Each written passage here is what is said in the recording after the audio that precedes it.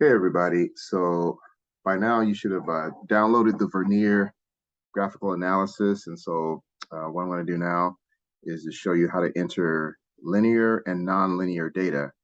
So this is the first screen that should pop up when you pull up the application when you double click on it. And so what we want to do is hit manual entry.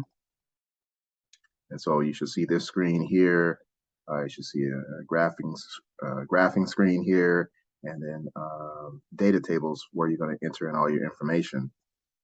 So before we enter any data, let's just save this file with a recognizable name that we can use later on with our other data tables. So I'm going to save this as red car data table 1.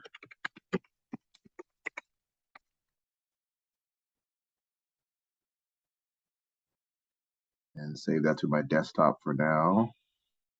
For you, it'll go to your drive somewhere.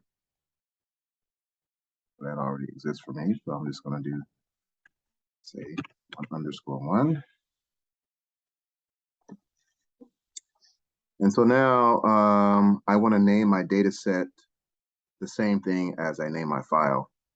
So in order to do that, I go through the 3 dots here, and I click on Rename Data Set, and call this Red Car Table 1, just to keep everything consistent. Now, we already know something about the dependent independent variables, yada, yada, yada.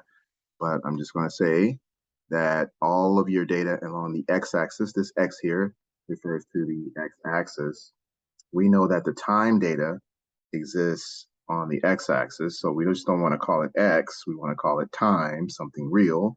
So we hit the 3 dots, and we hit column options, and we rename x to lowercase t, is common lowercase t. S for seconds, so the units of time. Hit apply, and does that for you there. Do the same thing for the y-axis, and we're just going to change y to x because the position variable, which is represented by x, appears on the y-axis. And so we give it the units of centimeters, apply. And so now we're ready to enter our data. So in all of your red car data tables, your gray car data tables, the time will always be on the left-hand column here. So, which is different than our data tables that we put on paper, but just in conformity with the software, that's what we got. So time is on the left, 0, 1, 2, 3, 4, 5 seconds we went for, and we started off at 0 position for most of us. And so in the first second, I'm going to do some mock red card data from red card data table from I think period 1. So the first second we went 25 centimeters and 55, 75, 104, and 131. And so now we're ready to draw a best fit line. And the reason why it's going to be a line is because the data is relatively linear. It's not perfect, but it pretty much matches linear data because the gaps in between each second is roughly the same. So 25 here, like 30, and 20 here, and another like 29. So it's roughly on average about 25-ish. So this is going to be linear data. So how do we draw a best fit line through the points? A line that best fits those points. It's not going to be a line that connects the dots. So we go to the graph options, the icon in the bottom left corner. Click on that, and we apply curve fit. And since this is linear data, it defaults to linear. So we're all good. So just apply that. And that's how you plot your data for all of the red car stuff, because all of the red car data will be linear. So follow this procedure, go manual entry, save your file first as red car data table 1 if it's the first one. Red car data table 1 is the name of the table, time in seconds. position in centimeters into your information. So the next data table will be data table 2, red car data table 2, 3, all the way to 10. Okay, so now what I want to do, the easiest case, is to close out of this. And let's see, let me save this. And enter in some nonlinear data, which corresponds to your gray car. So I'm going to just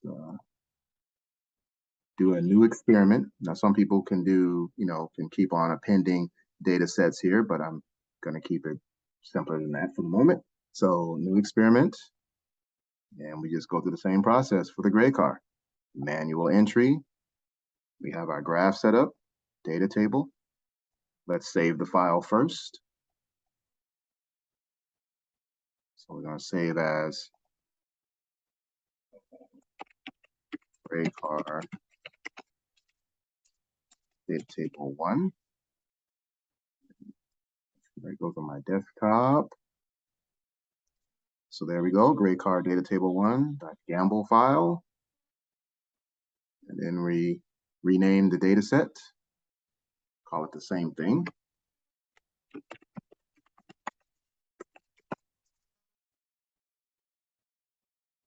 Rename, so there we go.